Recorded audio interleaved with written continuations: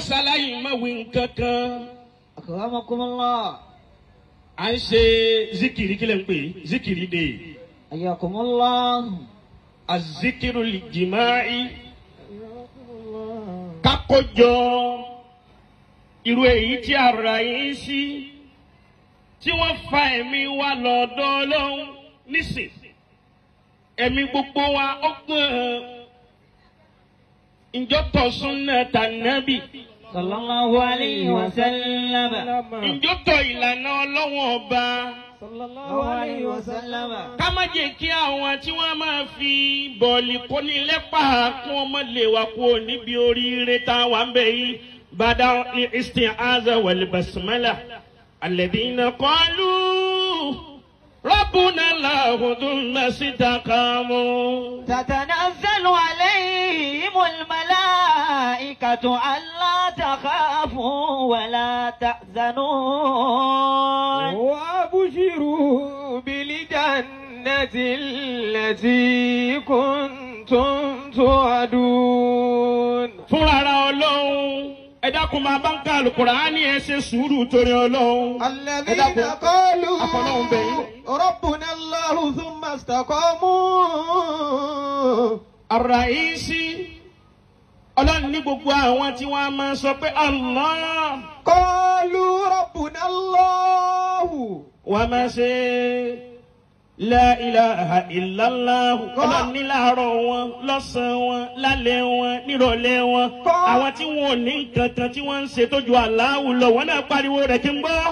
إن الذين قالوا ربنا الله ثم استقاموا Ó ṣeun. تتنزل عليهم الملائكة ألا تخافوا ولا تحزنوا. Ọlọ́run níbi tí wọ́n bá ti ń dákọ̀ Ọlọ́run dákọ̀ èmi Ọlọ́run.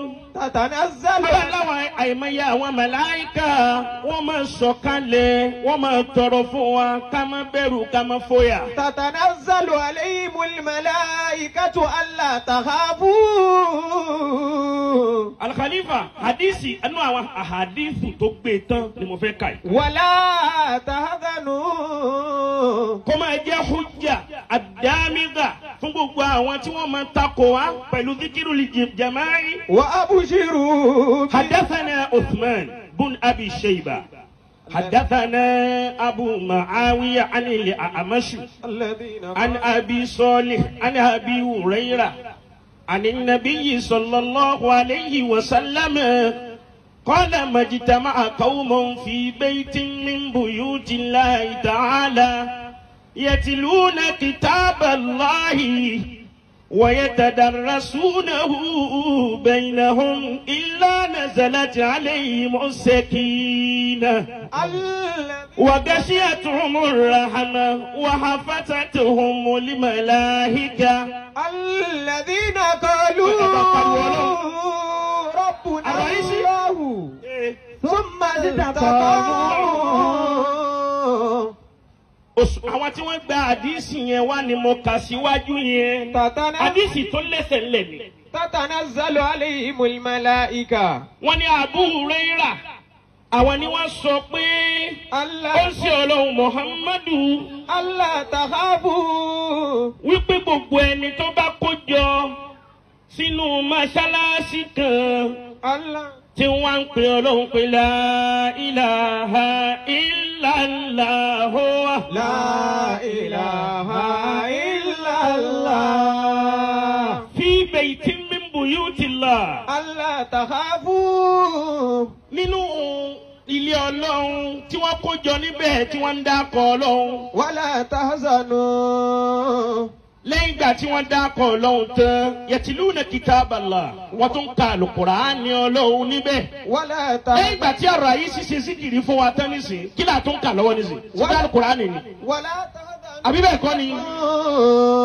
Lẹ́yìn ìgbà tí a tún ka Al-Qur'ani yìí wa yatadarrasunahu a tún kọ́ra wa lẹ́kọ̀ọ́ nínú ẹ̀kọ́ tá ń kọ́ra wa àwọn náà lèyí tí ń ṣe wá sí lọ́wọ́ yìí. ولا تحزنوا. Abu Huraira ní Ànábì sọ fún wa wípé gbogbo ayé tí wọ́n bá ti ń ṣe àzíkìrí tí wọ́n ń ké Al-Qur'ani tí wọ́n ń dára wọn lẹ́kọ̀ọ́ wọ́n lọ́lọ́run wọn máa sọ àwọn màláìkà kalẹ̀ mbẹ̀. ألا تخافوا ولا تحزنوا. Gbogbo pírọ́blẹ́mù wa, gbogbo àdánwò wa, ibi tá a jòkó sí, àwọn màláìkà ti pọ̀ jù wá lọ.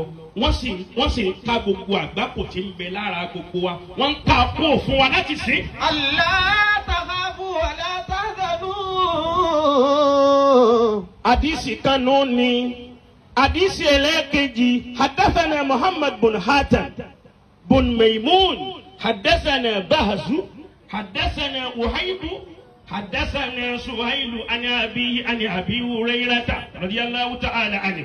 الذين قالوا ربنا الله ثم استقاموا.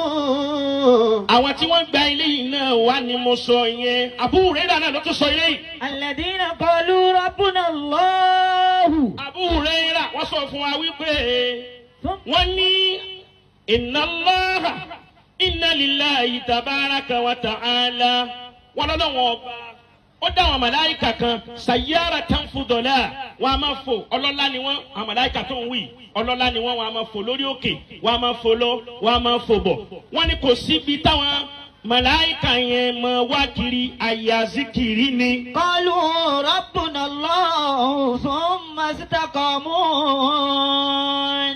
àyà zikiri náà kọ́ la wà yìí. قالوا kí làwọn wíyà ربنا iná الله. tẹ̀kan tí ò dáa.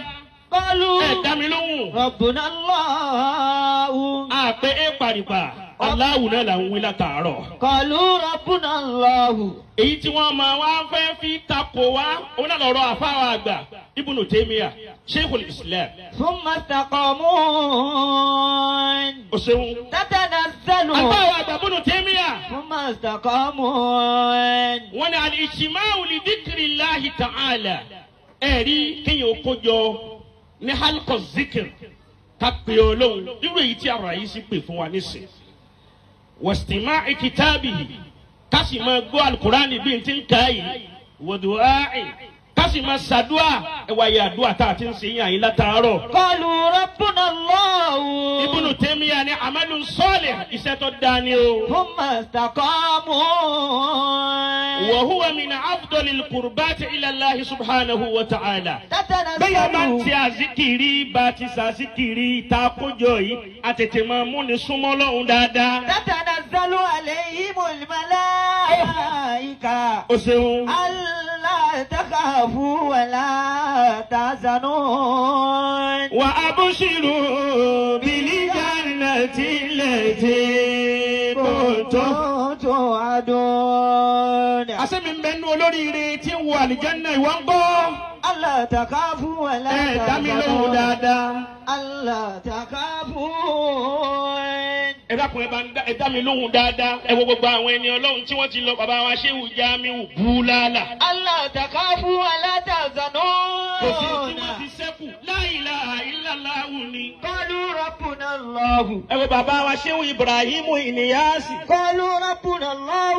kò sí tí wọ́n fi sẹ́kù la ilaha illallah ni. قالوا ربنا الله. àmọ́ la ilaha illallah tó níta wà ń ṣe àlàhálà níta gbangba ya'lamallahu nǹkan míì látún ṣe ń kọ̀rọ̀. ثم استقاموا. àfi káwa náà padà sí agbọ́nrin àwọn tìjẹ́ ẹ̀rín tìjẹ́ tata náà yẹn làwa náà fi sẹ́kù lọ́la. تتنزل عليهم الملائكة ألا تخافوا ولا تحزنوا. يا من تصوف رحمكم الله. يا من تصوف